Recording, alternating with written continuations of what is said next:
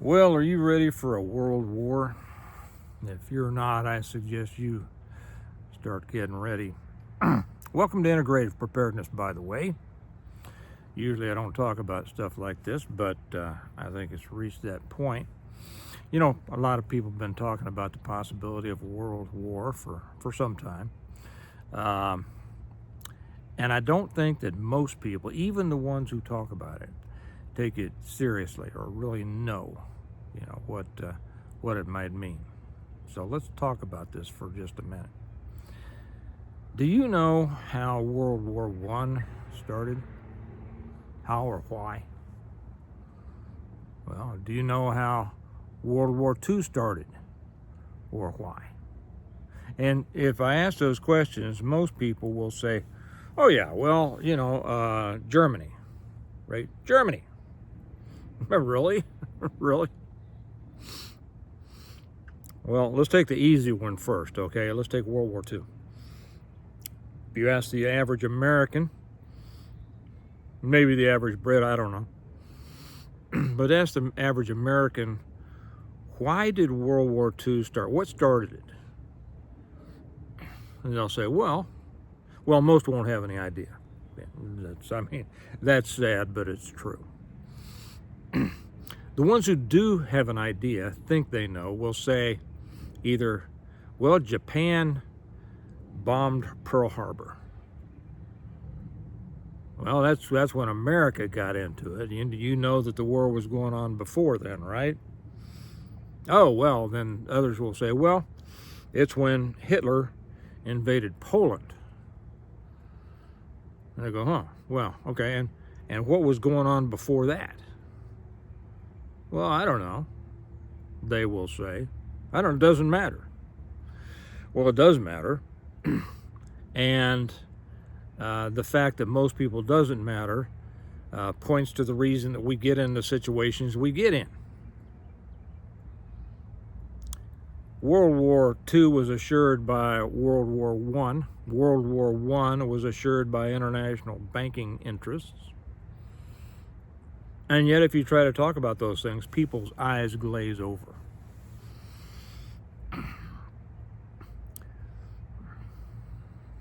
What we're seeing now is a buildup to World War III. And you could say whether it's a buildup or we're already in it. Well, we're in it, okay? We're in World War III. Someday, possibly. I'm not guaranteeing it because there are always off-ramps, okay? Things can always happen. But we need to be cognizant of what's going on and the possibility that if this continues in this direction, we are going to be in what in latter years will be referred to as World War III. And people will argue then, well, what started it? Or when did it start? Or when did this? And all that, If you look at what's going on right now, the actions that Trump has taken, first with Venezuela, second with Iran. And I'll tell you something about that. I believe that people have a great misunderstanding about Iran. And I'll put that in this video. People have this idea that we are involved in Iran at the behest of Israel. Big mistake. It would be a big mistake if we were. But that's not what's going on. I know a lot of very smart people think that it is what's going on, okay? And I will say it has been what has been going on. The United States has been dancing to the fiddle of Israel for a long time. That's because the United States had very, very weak leadership who was pretty much owned by Israel. We have an entire Congress who takes AIPAC money. That'll probably get me who knows, maybe that'll get this video banned, I don't know. Probably get a flag anyway, and not the blue and white flag. But we've had, how many of our congressmen don't take money from AIPAC? 2, maybe? So yeah, the United States has been dancing to Israel's fiddle for a long time. Not with Trump. And I know that that's going to shock a lot of people to hear somebody actually say that, because it's popular right now to think that to accuse Trump of being in the pocket of Netanyahu because of his son-in-law and because of all sorts of things. Well, Trump is a little bit smarter than that. And people don't know that because people don't know much about Trump. The most that most people that know about Trump is he headed the Apprentice. Nobody much paid attention to Trump until he ran for president.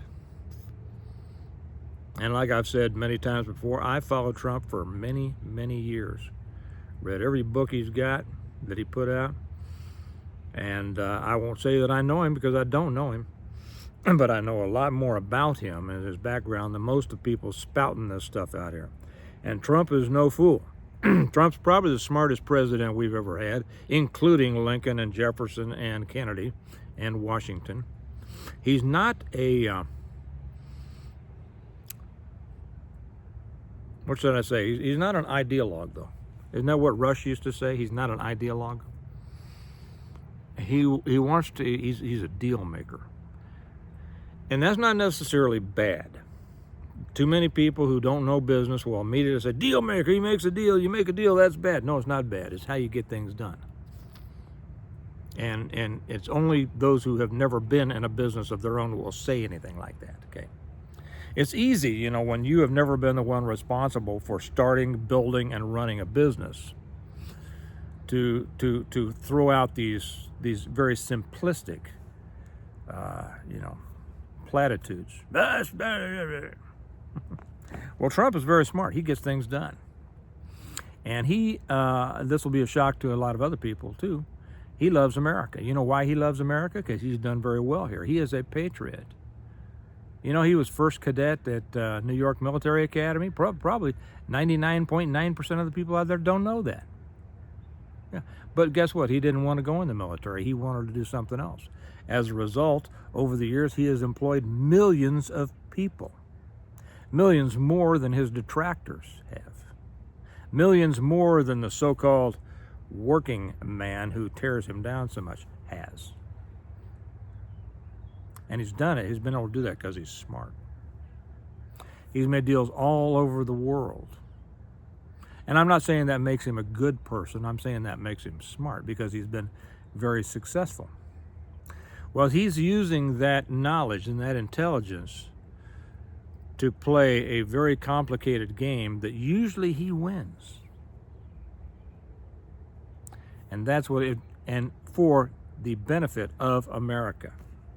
Don't doubt that he loves America. He does.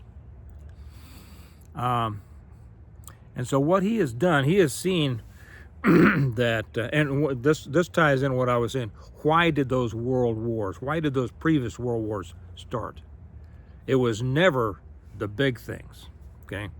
It's like Napoleon said, if nations want to avoid wars, they must avoid the pinpricks that precede them. Well, the United States has been getting pinpricked for many, many years as a result of Americans' weak leadership. Trump's not a weak leader. He's tired of it. He's sick of it. And I know that there are a lot of people out there who are all upset that their favorite thing hasn't been addressed under Trump. Well, they might be surprised to know that there are more things on a president's plate than just the one thing that they, meaning the complainer, are particularly concerned with.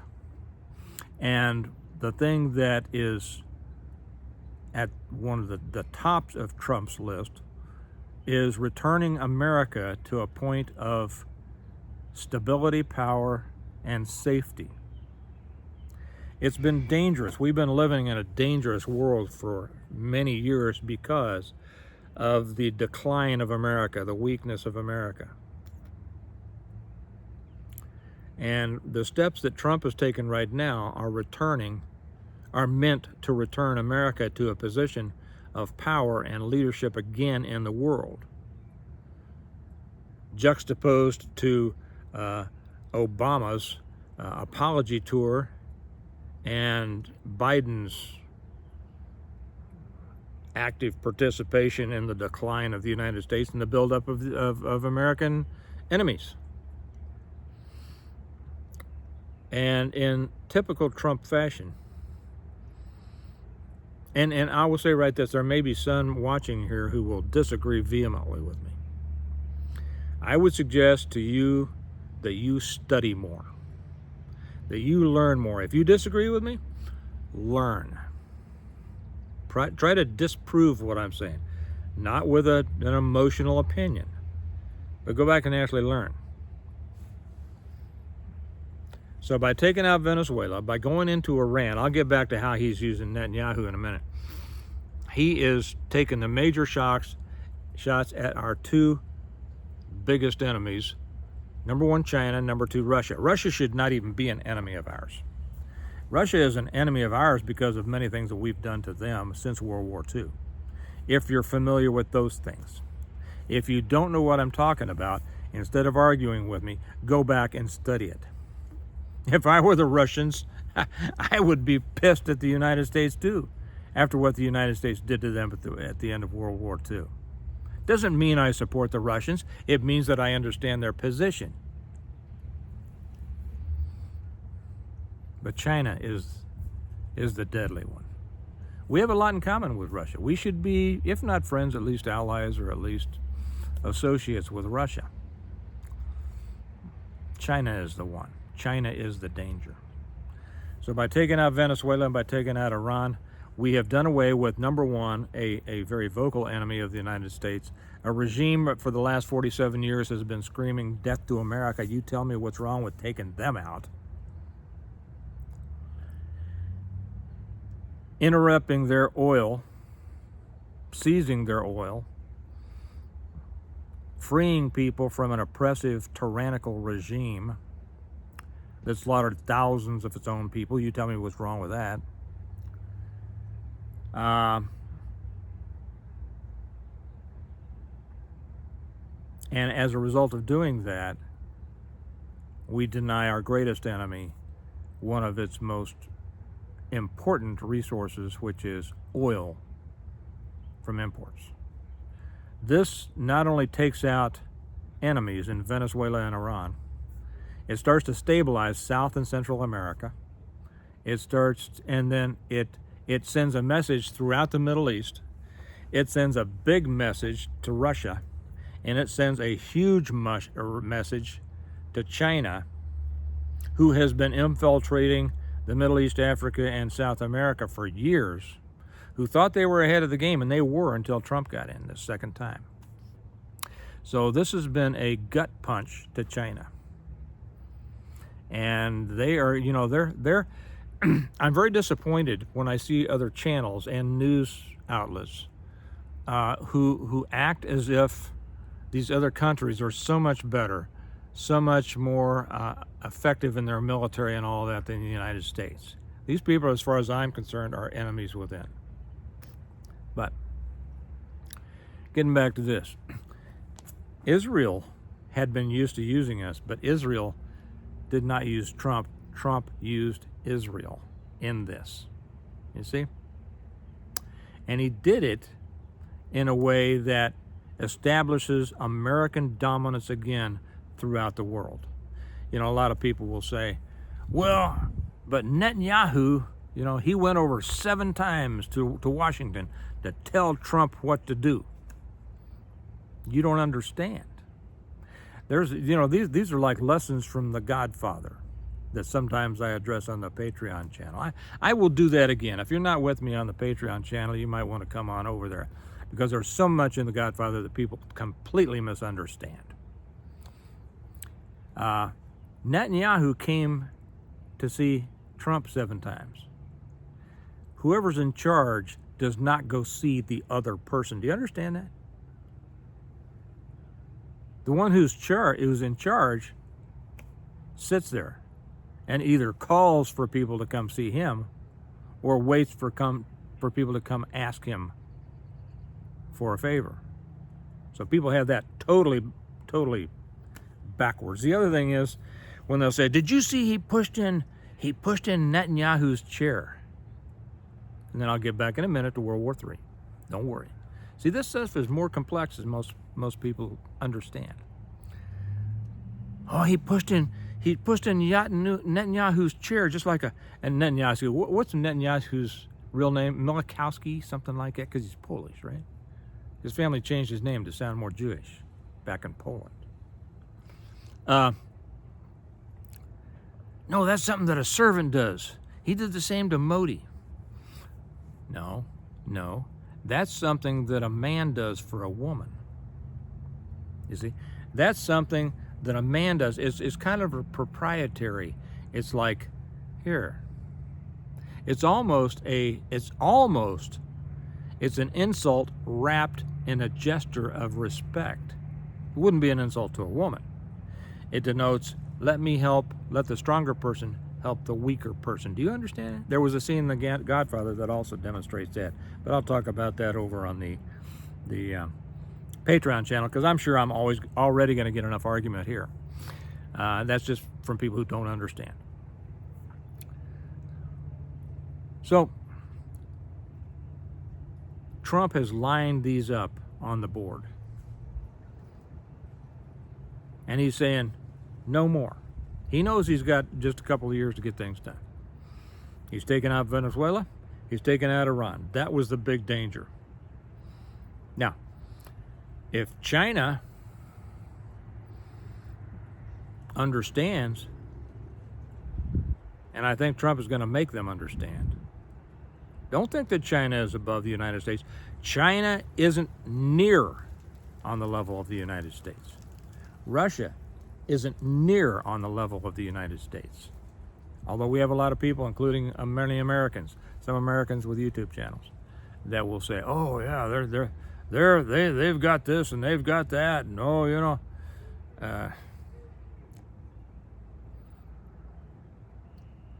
But Trump isn't going to back down. And if any of these countries, if Russia or China, and now we're getting Turkey in the mix, right? And here's another thing, though. Israel now is fighting for, or at least making noises for, the Greater Israel Project. You know what that is. If you don't know what that is, look it up. And it's kind of like Huckabee said. What Tucker Carlson was hammering Huckabee about says, well, if you say that they're here because the Bible says that they get this whole area, which Huckabee says, oh yeah. Well, he totally misunderstands Genesis. Not surprised. Many people do. But the Bible says they should have everything from the Nile, and actually the Bible doesn't say the Nile, it says the great river of Egypt, to the Euphrates. So what would be wrong with them having that whole swath, taking over other countries, if you say that this area was promised to them by God? And Huckabee, as you know, said, well, it'd be fine if they did. Okay. The start. And now Israel is wanting to go after Turkey. See, the way that world wars start, if we're going to a World War III, it didn't start with Iran. It didn't start with Venezuela. It started years ago with the self-imposed decline of America by its leadership, to the point to where America was being used by everybody in the world, taking our money, all the while ridiculing us. And finally, a leader of America got tired of it. So there were 1,000 pinpricks leading up to this. And to where finally Trump said, as many of you have said under your breath, no more. No more. We're going to realign, and there is a realignment going on now. There is a realignment of the world, a new world order, whether you like that term or not. I was talking to a friend of mine this morning about this. And I don't like that term. But there is always a world order. And sometimes there is a change of that order, and that becomes a new world order, and then a new world order, a new world order. And the world order in which the United States was weak was a dangerous world for the United States and everybody else in the world. And in order to make the world more stable, a strong America is necessary. It makes it safer for America, for us. It makes it safer for the world. Okay? Not that our government doesn't do bad things and wrong things sometimes. Not saying that. But all in all, we do less bad things than others. Plus, we do a lot of good things. And we essentially pay the bills for everybody in the world. We help every country out there. While they despise us. And you know why they despise us? Because they see us as suckers. That's right. I mean, how could you have any respect for somebody who pays your bills while you're talking bad about them? Well, you see, the world now respects America again. And, you know, the individuals out there may not. There may be somebody listening to this from wherever says, I don't respect you. I don't care if you do or not. The world does. And you don't because you're stupid. But now, just like Trump made NATO pay up their dues, right? That's what has to be done. Then they respect it again. So if this does go into a world war, as we see shifting alliances, and it could, people will say that at this time we're already in a world war. The shooting's already started.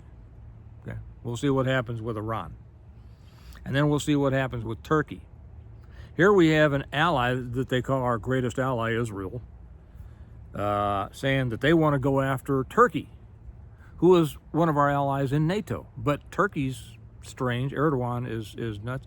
He should not be an ally. He should not be in NATO. And then we have Ukraine, right? That we've been backing Ukraine. Well, we've been backing Ukraine to suck the energy out of Russia because Trump knew that Russia might be an enemy down the road. So he's been using Ukraine to suck all that out. All their time and energy and money and people and missiles and drones. You see, these things are never simple. They're never as simple as the individual complainer wants to act like they are. The world is complex. Beyond the complexity of most people's ability to understand. I'm not saying that I understand everything. I can't understand everything because I don't have all the information, but I do have enough information to see the patterns. And after seeing so much, my pattern recognition is very, very good, and I have a good sense of history because I've studied it. Because I know what caused World War II. Why? Because I studied it. So when the person says, who hasn't studied it, says, well, how do you know? Because I studied it. That's why. And you know, as I often repeat, George Santayana's famous quote that those who don't know their history are condemned to repeat it. Right, if you don't know history, you don't understand what's going on right now. And so we will see what happens here. The effects of a World War III are unknown because it will be fought in different ways in different places than the previous ones have been. I suggest you prepare for that. You know, it's going to be, higher energy prices for a while. It will be, possible supply chain interruptions for a while. Probably what it will do is it will, and of course war is always good for the economy, right? And many people will say they're going to start a war to just take everybody's minds off of this and that and the other. No. There's always more that goes into it than the simplistic person can understand. They're just doing this to take everybody's mind off of Epstein. No. Epstein ought to be continued to be. And that's one of the things that I won't say that I support, I will support Trump in this, is that he said release everything. Release everything. I think anybody who's blocking anything for this should go to prison. Okay, so I'll just say that. I don't want to hear any stuff about this. So we live. It would be nice. I'll close with this. It would be nice if we didn't fight any other wars anywhere else. As far as I'm concerned, it would be better if America simply brought all the troops home, stopped spending our money around the world. We're supporting the whole world. I'm tired of it. And just brought our troops back to our borders and just stood there on our borders saying, leave us alone. We will trade with you in fair trade. We're not going to continue supporting you. And don't attack us, and you'll be fine. Live in your little corrupt, complex world out there fighting each other all the time. I don't want to contribute any more blood and treasure from the United States for your problems. But that's not the world we live in. The time where we could be isolationists, which is my internal desire, but it's not realistic. We don't live in a world where any superpower can be isolationist. And so we have the choice. If we withdraw, then we just allow enemies to surround us and eventually, when they decide to, overwhelm us. Or we can go out there and fight them around the world. But if we do that, we have to do it and mean it and get it done and try to do it for the right reason and try to do it as moral as a war can be fought.